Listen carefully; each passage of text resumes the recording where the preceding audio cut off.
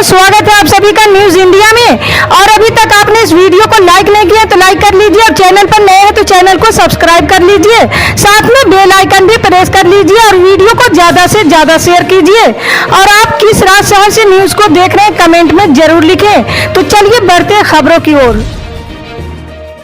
जी हाँ, आपको बता दें कि बिहार में जारी सियासी हलचल के बीच राज्य सरकार के ग्रामीण विकास विभाग के मंत्री श्रवण कुमार ने बीजेपी के तंज पर पलटवार किया। श्रवण कुमार ने कहा कि 2024 में नीतीश कुमार ही दिल्ली के लाल किले पर झंडा फहराएंगे।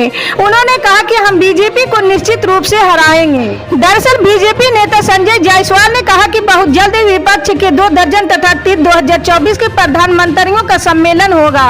जायसवाल ने आगे कहा कि उन्हीं नेताओं में से उस नेता को पीएम कैंडिडेट के तौर पर चुना जाएगा जो सबसे ज्यादा भ्रष्टाचार को बढ़ावा देगा। इसके अलावा पूर्व डिप्टी सीएम सुशील मोदी ने तेलंगाना के सीएम केसीआर और नीतीश कुमार की मुलाकात को विपक्षी एकता का कॉमेडी शो बताया, जिस पर बिहार के मंत्री ने जवाब दिया है। जी हाँ, आपको बता दें कि कांग्रेस के अंतरिम अध्यक्ष सोनिया गांधी को लेकर एक बड़ी खबर सामने आ रही। दरअसल सोनिया गांधी की मां पाओला माइनो का इटली में अपने आवास पर निधन हो गया। इसकी जानकारी खुद कांग्रेस के मीडिया प्रभारी जयराम रमेश ने ट्वीट कर दी है। उन्होंने अपने ट्वीट में लिखा कि सोनिया गांधी की मां का निधन इटली में अपने आवास पर 27 अगस्त 2022 को हुआ। इसके साथ उन्होंने ये भी बताया है कि बीते दिन सोनिया गांधी की मां पाओला माइनो का अंतिम संस्कार अगले दिन 28 अगस्त को कर दिया गया है।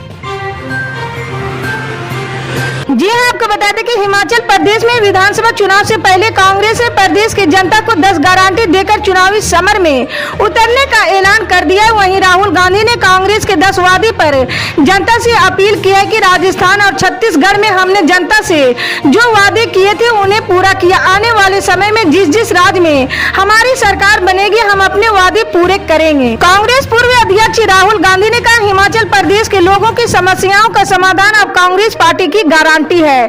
कांग्रेस पार्टी हमेशा जनता की भलाई और उनके विकास के मुद्दों पर बात करती है और इस गारंटी कार्ड में ही हमने हिमाचल की जनता के मुद्दों को गांव-गांव जाकर टटोला, स्थानीय लोगों से बात कर उनकी समस्याएं सुनी और फिर उनका हल निकालते हुए ये गारंटी कार्ड तैयार किया है। जी हाँ, आपको बता दें कि कर्नाटक के हुबली ईदगाह मैदान में गणेश चतुर्थी समारोह की अनुमति देने वाले हाई कोर्ट के आदेश को सुप्रीम कोर्ट में चुनौती दी गई। ताजा घटनाक्रम में अंजुमन इस्लाम ने हुबली के ईदगाह मैदान में उत्सव की अनुमति देने वाले कर्नाटक हाई कोर्ट के आदेशों पर सवाल उठाते हुए सुप्रीम कोर्ट का दरवाजा खटखटाया है। गौरतलब है कि मंगलवार को देर रात हुई सुनवाई में कर्नाटक उच्च न्यायालय ने धारवाड़ नगर आयुक्त के उस आदेश को बरकरार रखा जिसमें शहर के ईदगाह मैदान में गणेश चतुर्थी उत्सव आयोजित करने की अनुमति दी गई थी। जी हाँ, आपको बता दें कि इलाहाबाद हाई कोर्ट ने ओबीसी की 18 जातियों को एससी कैटेगरी में शामिल करने के नोटिफिकेशन को रद्द कर दिया है। जानकारी के मुताबिक समाजवादी पार्टी और योगी सरकार के शासनकाल के दौरान इन 18 जातियों को ओबीसी से हटाकर एससी में शामिल करने का नोटिफिकेशन जारी हुआ था। हाई कोर्ट ने 24 जनवरी 2017 को इन जातियों को सर्टिफिकेट जारी करने पर रोक लगा दी थी। इन जातियों में मझुआर, कहार, कैसियप, केवट, मल्हा, निषाद, कुम्हार, प्रजापति, धीरव, बिंदभर, राजभर, धीमान, बाथम, तुरहा, गोडिया, मांझी और मछुआ जातियां शामिल है। दरअसल याचिकाकर्ता ने कोर्ट में दलील दी थी कि किसी जाति को एससी, एसटी या ओबीसी में शामिल करने का अधिकार सिर्फ देश की सांसद को है। जी हाँ, आपको बता दें कि ताजमहल का नाम तेजो महल करने की मांग फिर तेज हो गई है। अब नगर निगम सदन में भी गूंजेगी भाजपा पार्षद शोभा राम राठौर ने इसे प्रस्ताव बनाकर बुधवार को होने वाली नगर निगम के सदन की बैठक में पेश करने का फैसला लिया है। इस पर अधिकारी मौन है, लेकिन मेयर का कहना है कि प्रस्ताव आया है, सदन में पढ़ा जाएगा और सभी पहलुओं पर विचार करने के बाद आगे की कार्रवाई होगी। पार्षद शोभा राम राठौर का तर्क है कि नगर निगम ने 4.5 वर्षों में सड़कों और चौराहों का नामकरण किया है, इसलिए अब वो ताजमहल का नाम तेजो महल रखने का प्रस्ताव नगर निगम में पेश करेंगे। जी हाँ, आपको बता दें कि तेलंगाना के मुख्यमंत्री के चंद्रशेखर राव बुधवार को बिहार के मुख्यमंत्री नीतीश कुमार और उप मुख्यमंत्री तेजस्वी यादव से मुलाकात करने पटना पहुंच रहे हैं। उनकी बिहार आगमन को 2024 के लोकसभा चुनाव से पहले एक बड़े राजनीतिक घटनाक्रम के रूप में देखा जा रहा है। एनडीए से अलग होने के बाद केंद्र से बीजेपी को हटाने के लिए ये उनकी पहली बैठक होगी। केसीआर का आना नीतीश कुमार और तेजस्वी यादव के लिए भी एक उपलब्धि है, जो बीजेपी से मुकाबले के लिए सभी विपक्षी नेताओं को एक छतरी के नीचे लाने के लिए हर संभव प्रयास कर रहे हैं। उनका बिहार के दो नेताओं के साथ एक कार्यक्रम में भाग लेने का भी प्लान है। इससे पहले तेजस्वी यादव केसीआर से हैदराबाद में 2 बार मिले थे, जब वो बिहार विधानसभा में विपक्ष के नेता थे।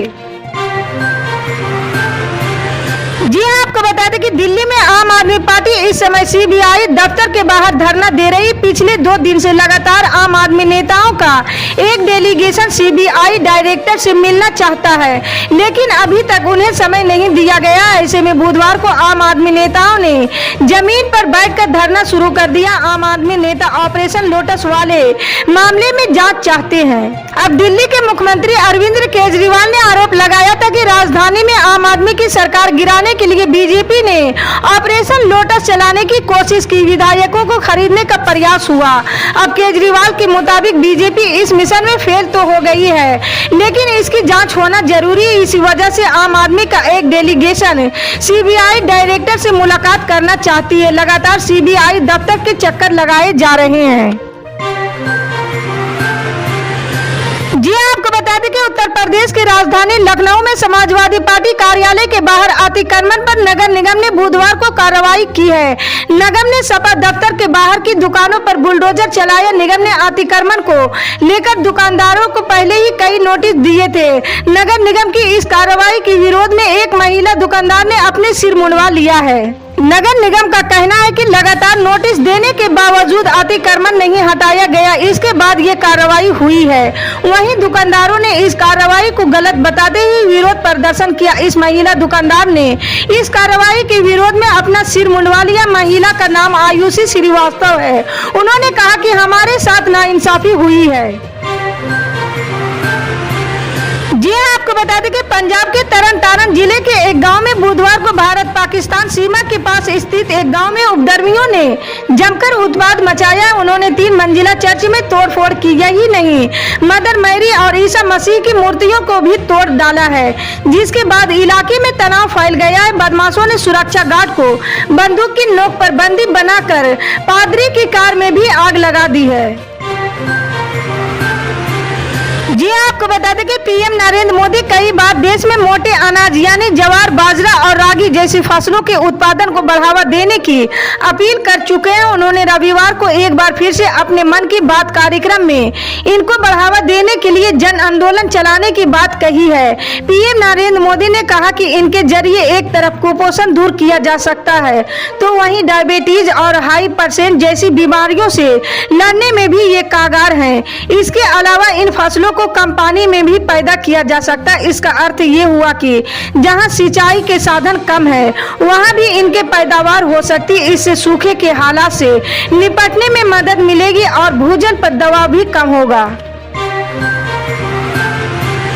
जी आपको बता दें कि मानसून सीजन में देश के कई राज्यों में जोरदार बारिश हो रही। उत्तर से लेकर दक्षिण तक के राज्यों में कई जगह बारिश से बाढ़ जैसे हालात हो गए। इस बीच मौसम विभाग ने आने वाले दिनों को लेकर मौसम की जानकारी दी है। मौसम विभाग ने बताया कि अगले 5 दिनों के दौरान दक्षिण प्रांत यूपी, भारत, उप हिमालय, पश्चिम बंगाल, सिक्किम और पूर्वोत्तर भारत में भारी बारिश जारी रहने की उम्मीद है। हालांकि उत्तर पश्चिमी और मध्य भारत में कम बारिश होगी। इसी तरह की पल पल के अपडेट जानने के लिए जुड़े हैं हमारे न्यूज इंडिया के साथ। मिलते हैं अगली बड़ी खबर में, तब तक के लिए जय हिंद।